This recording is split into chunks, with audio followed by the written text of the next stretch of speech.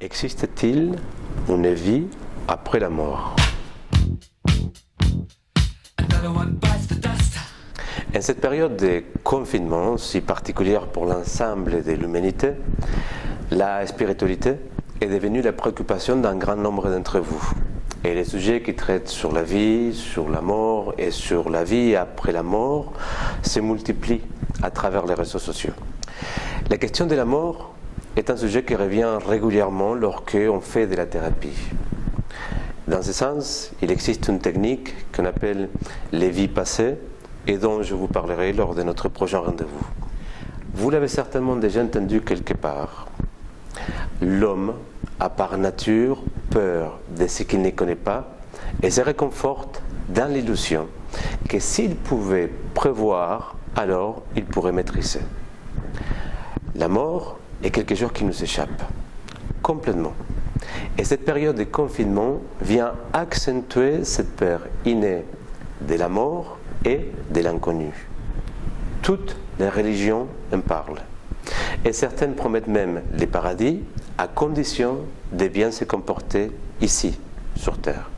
Certains philosophes avancent même que, sans la promesse d'un paradis et un enfer, l'homme serait livré à lui-même.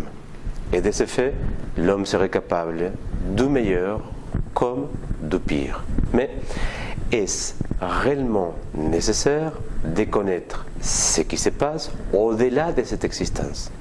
Ne serait pas plus profitable pour celui qui est en quête de connaissances, qui d'ailleurs leur échappe, de faire l'expérience d'une vie remplie, heureuse, en fait, de s'accomplir dans cette existence? Le mot énergie vient du grec energeia, qui signifie force en action.